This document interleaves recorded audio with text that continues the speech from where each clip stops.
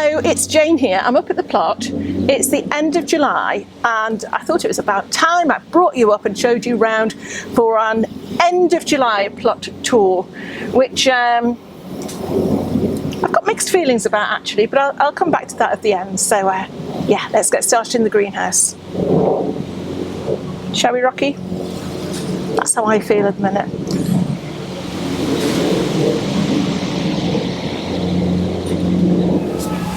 Okay, greenhouse number one is, as you can see, just a bit of a mess. There's nothing really going on here. I've got my two chilies at the end, the cayenne and the jalapeno, which I'm really pleased with. I've got an aubergine that still hasn't been planted out, and this area here is where I've been cleaning up the garlic. Now, I've looked back at the video from last year, and this time last year had all the garlic just drying out there, but it's been way too hot to be able to dry anything out in the greenhouse this year. So yeah, it's a bit underused and a bit sad looking, but it'll soon fill up as the harvests come in. Greenhouse number two though, look at that. It never fails to delight me how many grapes we've got on this vine, and it's going all the way along to the end of the greenhouse and back up this other side. So I know I need to thin the grapes out, and I always say I will, and then I never seem to get around to it. Yeah, dead pleased with that. The only problem is you have to duck to get in. Oh, let me show you down here. Look, these are some other plants that we were given by a neighbour, and he told us they were cucumber. If I just show you, oh look, it's even come off now. Bit of blossom end rot or something there. To me, that's not a cucumber, is it? That's a blooming courgette, I reckon. Okay, so yeah. Oh look, that's another one on there. So if you think you know what this is, I mean, it doesn't even feel like a cucumber. It feels more bristly, like a squash plant, but let me know if you know what that is. So yeah, we've got we've got 4 of them, so it's a good job I got some of the cucumbers to put in. But then if we go further down, look at this aubergine. Sorry, I do keep hitting the mic. You are in my pocket at the minute, so I'm hoping you can hear me. Look at the flowers on that. Aren't they absolutely beautiful? Now, what I will come and do is some hand pollination, which is literally just taking off the male flowers and dibbly dabbling them into the female flowers. So I'm not too sure how to tell the difference with an aubergine. I know about how to do it with the melon, so I'll look that up to make sure I'm doing it properly. I mean, I'm sure we're not going to get that many aubergines on there, but it looks nice. And then next to that, crikey, I'm steaming up in here, you know, we've got loads of basil and little tiny peppers. Well, that needs propping up, bless it. Look, teeny tiny ones. Oh, that's a very weird looking one. Okay, so yeah, again, oh, what does it say? I have got a label. I've always got a label when I haven't written it myself. Okay, this is a Mavras pepper. Okay, so it's not exactly like it looks on there, but pleased with that anyway. More peppers coming. These are the Marconi. These were off Ali, so I'm really looking forward to those. I think they change colour, but they're those lovely long sweet ones. And here is a cucumber that is actually a cucumber, but look what it's doing. It's made friends with the pepper, so yeah, this is what I mean. Oh, look, look, look, look, look, look, look, look. Hey, we will have a cucumber. In fact, oh my goodness, look, there's 2. One. Can you see the other one around there? Behind the leaf, there is one. Oh, doing this with one hand, it never works. Can you see it? Can you see it now? There we go. Okay, so they're those weird little nibbly knobbly ones, but that's good. We've got more peppers here with no fruit. We've got, you know what, I'm going to stand up again. Right, another cucumber, which is actually climbing. And it has got another one of these teeny tiny bristly ones on, so that's good. In fact, look, look. It's once you get your eye in, that's what I always say. That's good. And then along the bottom here, I'm sorry if you're going a bit seasick, we've got more peppers. And if I show you this one, look at that one. That's a beauty, isn't it? I don't know if they're meant to get bigger than that. What do you think? But they look gorgeous though, and actually, look, there's a few on there. They're sort of a bit dumplingy shape, aren't they? But they are lovely. Another aubergine, and then at the end, I've got my lovely, lovely, lovely, lovely, lovely sun gold tomatoes. Haven't picked a tomato yet this year. They look too big to be sun gold, don't they? Oh my goodness, don't say it's the labelling again. Right, okay. Look at those though. They're looking good. Yeah, they're looking good. Won't be too long now. Fruit cage. It's the ongoing saga of these blooming, or rather not blooming, blueberries. You know, they were in that bed last year. We put them in a nice bunch of pots with some ericaceous compost, and they're still not doing anything. I mean, I'm wondering if they're not self-fertile, because they're flowering at different times, because we've got early, medium and late, or early, mid and late. I'm going to show you the mid one. It hasn't got any sign of any flowers on. It's got nothing, nothing. Shake yourself up, blueberry, or you're for the chop. Right, okay, aside from that though, we have had a bounteous crop of gooseberries. On this side you can see now the bushes are starting to die off now, with all the hot weather as well. But yeah, we'll be looking at them soon. But the star of the show, or what we're looking forward to next, are the autumn fruiting raspberries. Oh look, look, look, look, see? See, this is why it's always good just to come down, even if you don't want to. Oh, they're tiny though, aren't they? Why are they so small? You know what though, still gonna eat it. Oh my goodness, that's gorgeous. But would you look at these blackberries, look. They are clustered, these branches with blackberries. Now I hope these are going to be a little bit bigger than that. But what's nice about this, I mean, to be honest, we've been picking blackberries from a rogue bramble behind the greenhouse for a few weeks, and these haven't done anything yet. But yeah, what's nice about these is they're great for picking because, look, they're thornless stems. There's no thorns on them, okay? So I really, really hope we get a half-decent harvest of those to make up for their cousins, the naughty blueberries. This is where the blueberries were last year, and so the soil must have been quite acidic. But I tell you what, we put some potatoes in just last minute, and the potatoes, the Pentland Crown that we dug up from there, I'll put a clip in here of Mike digging them up the other day. They were fantastic. So yeah, obviously the potatoes are enjoying that soil, even if the blueberries didn't. So clean, aren't they? You can see here though, we did put a layer of moss on, like a mulch, over the top, and I think that's really, really helped them not stress too much in the hot weather. So yeah, we'll be doing that again. If anyone's unsure as to whether they should use nets or not to protect their brassicas, look at this little fella. He's been going for a couple of minutes now trying to get in. It must be awful. It must be like being at your favourite restaurant and it's closed. But yeah, if that net wasn't on there, these brassicas would have completely gone. Which, to be honest, I wouldn't know if it was a good thing or a bad thing, because I'm not sure what they are. I cannot remember for the life of me, but they are doing very well. Excuse my voice. Yeah. Let me know what you think they are. Michael, no? The asparagus fronds have all been just tied up a bit, really, to stop them going on the ground. I'll let them keep going now, right through autumn, and then I've planted in front of them. We had those huge celery plants with the gorgeous flowers on. They had to come up, so I've planted some butterhead lettuce along there, and I'll show you. Let me show you. If I show you this, right, I only put that in a few days ago, and I know, fingers crossed, there isn't yet a sign of slug damage. And I put it down to this, you know, we're surrounding everything with this chicken bedding, lavender scented, oh, what is it, miscanthus, shavings or whatever, grass, and it's working really, really well. So anything new that we're putting in that we're thinking the slugs might like, we're putting this around, and it seems to be doing the trick.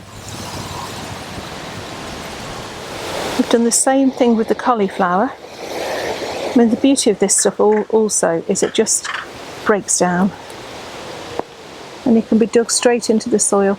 But yeah, this is all year round cauliflower, so this is in now for quite a long time.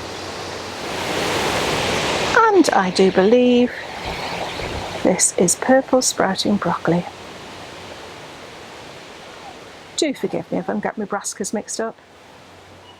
A couple of the yellow courgettes, the golden courgettes, ready for picking there in one side of the arch, and we filled it with scotch tomato either side, and at the back it's got a shot bought cucumber, hoping that's going to trail the way up, and it's exactly the same on the other side, but the soil in here is really nice, so they shouldn't suffer too much. I think they should do quite well.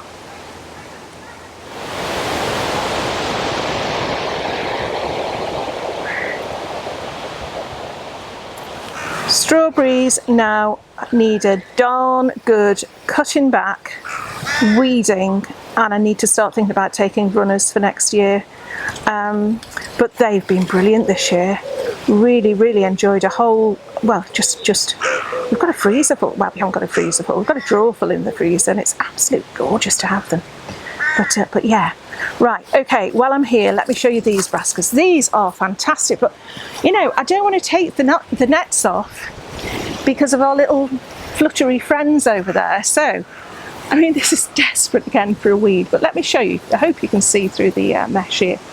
We have got the kale, the Nera di Toscana, that's it, isn't it? We've got the kale, we've got huge weeds. Oh, look at those, they've got all the seed heads on. I'll have to get in there. Okay, but look how well that is coming. It's beautiful. I always think it looks prehistoric. And then on the other side, I'm going to try and do this all in one go. Can you see? A little cabbage. Nice little cabbage. I thought we had some Savoy cabbages in there as well. There we go. And then at the very end, we've got some purple cabbage, which are doing brilliantly.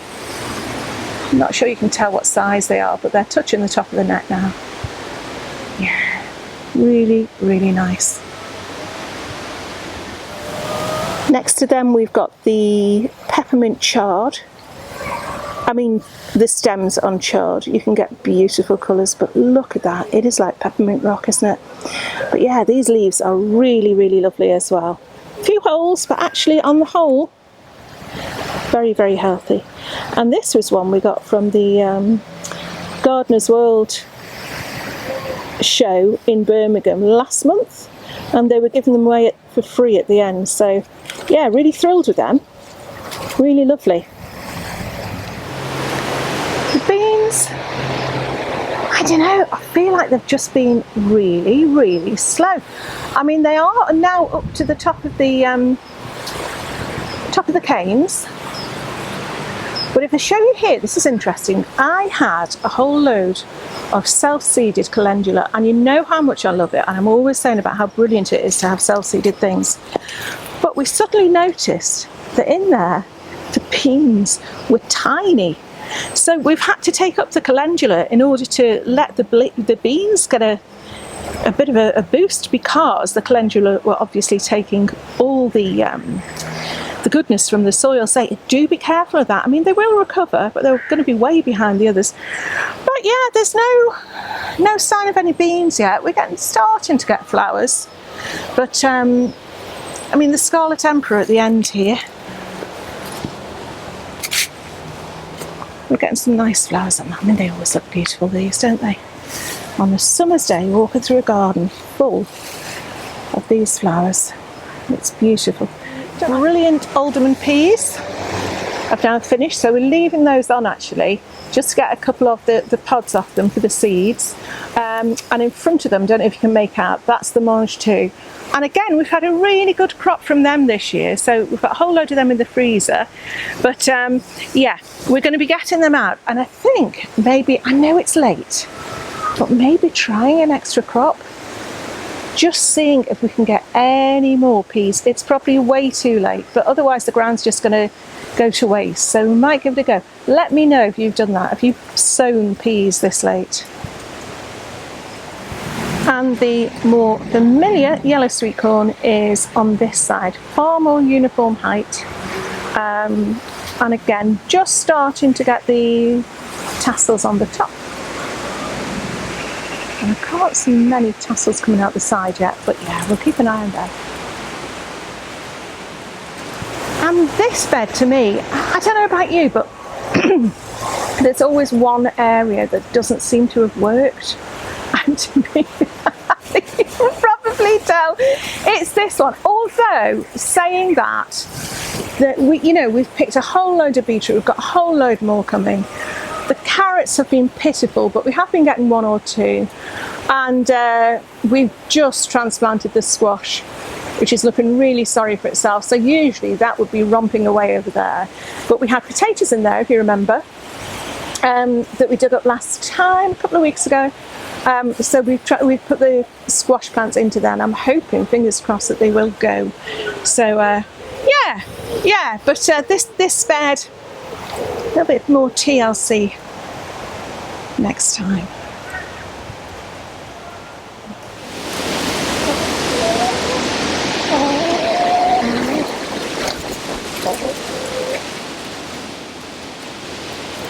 Something quite weird about the polytunnel. If we look at the height of these tomatoes on the right, look, that one in particular, has gone right up to the ceiling. It's flopped over at the top. Look at the tomatoes on the left here. Way smaller. Now, I am putting that down to the fact that we did have, again, loads of interplanted lettuce. And now the lettuce is gone, the tomatoes are sort of, they're picking up, but I think it's really stunted their growth. So, yeah, I'm all for interplanting, but if you've got one crop that is much, much more successful than the other, I think the other one does have to suffer. Saying that though, let's look at the tiny toms. They're not bad. They're not bad. They're looking healthy. I mean, excuse me, the thing is, at the moment, we've got extremely humid weather. So I will have to come in and I've taken a whole load of leaves off, but I'll have to take some more off. I don't want to show you the end just yet, hold on. But if we look at this fella though, he's taller than me, and he's actually a variety I've not grown before, and I got some lovely seeds off Ali, so I'm always quite pleased. Look, you see there's hardly any fruit on there until we get to the bottom, because these are called black icicle. Well, they are according to part of the label. Look at that! Some labels. I mean, that is horrible plastic, isn't it? It has been used for a few years now. But where's the other part? There was another part as well that had a B on it, so I took it to be a black icicle. And there's another one just behind that is black icicle and looks very similar. But look at the fruit on those. They are brilliant. Oh, big side shoot. So yeah, be aware as you go around, get your side shoots off. Doesn't have to be a great big job, just do it as you're going about. Okay, so there's those, and let me show you my others that I'm looking forward to. Look, I don't even have to write the whole name now. It's like we're good friends. And that's the Brad's Atomic Grape. Okay, these were a real eye-opener for me last year. Just such, I don't know, the colour, the taste, they were just absolutely beautiful. So I was determined to save seeds and sow them again this year. I know quite a few of you have as well. But yeah, something to look out for. Okay, let's show you what's at the end of my tunnel. Yay, it's the sugar baby watermelon. Look at it. Look at it, it's growing nice and tall. Nice and tall, doing everything it's supposed to be doing by wrapping itself around the strings to climb. Quite proud of that. But when you look closely, are there any melons here? No, none. So I am being really careful again. Look, I'm going to show you the difference. Really careful again to, oh sorry, He's just got attacked by a frog outside. 1 second. All right, boy. Where's it gone?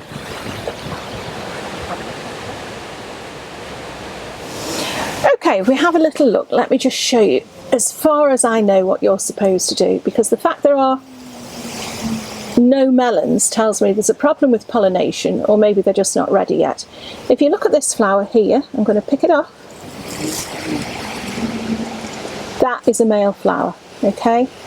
It's got nothing at the back. There's no swelling at all on the stem there. I'm going to try and find a female. Oh, perfect example. Perfect example. Look, you can see there. I'll move that for you. That has got a swelling behind the flower.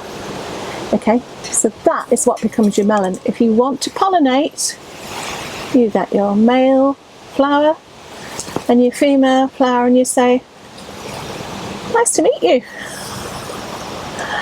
And that's what you do. And it feels a bit weird, actually. I don't know, I feel like I should be looking the other way and giving them some private time. But yeah, the idea is just to make sure that the inside of that flower there is pollinated, which it probably is already because it's already producing that. But yeah, so look out for behind the stem. If they haven't got, look, I've got another one there. If they haven't been pollinated, they will just drop off. But also, if they haven't got a swelling behind the flower, they're the male flowers.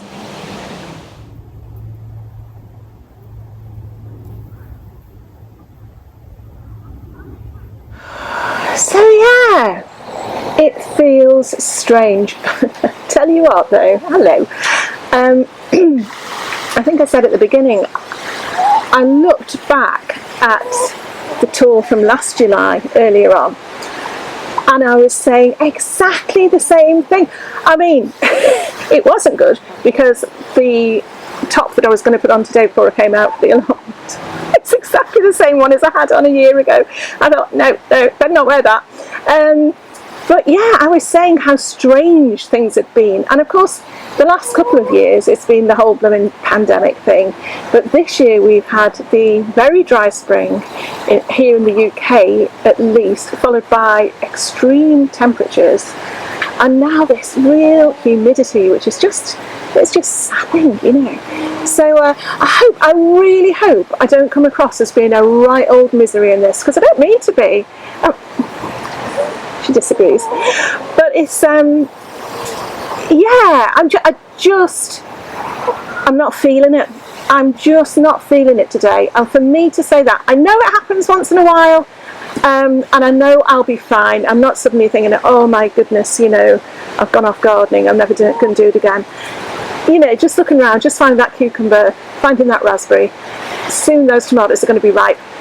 And the other difference between this year and last year was last year at the end when I was having a little chat, I had a, where are you going? Oh, you can't go off. Where are you going? You're spoiling my little chat. Are you turning around? I think she wants to go home. Are you going to have a look that way? Can you look at that? Oh, hello. Yeah, I had a great big trug next to me with a big harvest in, and today we've been taking bits and pieces, you know. We've had lettuce, we've had some gorgeous potatoes. Oh, those potatoes were absolutely beautiful. And we've had the gooseberry. You know, when I look back, actually, I've got and I'm not complaining, I've got absolutely nothing to complain about. But it's that sort of, I suppose, again, I've mentioned it before, I think we're going into that transition now of the excitement of seeing things grow to, right, okay, we've done all that now, we've got the stuff in, or most of it, still loads of poor aubergine in the greenhouse, that's going to have to go in. Yeah, we're waiting for the next step now, and I can almost guarantee that the next step is going to involve powdery mildew and some form of blight somewhere along the way, especially in this weather. It's so damp. But yeah, I'm not miserable. I'm not miserable with the garden. It's it's a bit of a mojo thing. I just today, the last couple of days, I'm just not feeling it. So anyway, how are you? Are you the same? Does it affect you in the same way? Do you feel like it's a bit of an end of the first part of the season, or the end of something, the beginning of something else, or are you just so happily going away and looking around your garden and thinking, wow, I'm in a paradise, which is what I usually am. That's how I usually feel, but not today. But never mind, we'll get over it, won't we? Whichever one of you are. There's two chickens, they look almost identical, Cora and Edith, and they're both slightly blonde around the neck. And so bless them, now they've got called the blondies. And it feels like I feel like apologising to you, but you know, however much I've tried, I can't tell the difference between the two of them. I can tell Lady Mary and Sybil and Scratty, but these two are very similar, but this one's way more friendly, even though she's trying to escape. So yeah, I'm going to leave you there. So I can't be a bit more upbeat. I am upbeat. I'm just maybe in more of a contemplative mood today. Let me know how you're getting on. So, oh yeah, I do want to say thank you so much to all the new subscribers. I know I did a video with Niall over at Nile Gardens a couple of weeks ago, and I think quite a few of you have come over from there. So a big welcome. Please don't think that I'm the miserable woman who can't be bothered doing her garden, because if you look at the other videos you'll see that I'm usually quite happy with it, but that's just the way it is. Come along and say hello on Facebook in the Facebook group, come along and say hello on Instagram. If you're growing your melons, good luck, and yeah, I'm going to leave it there, and I think go and buy myself a nice bit of chocolate. Alright, see you very soon. Bye for now.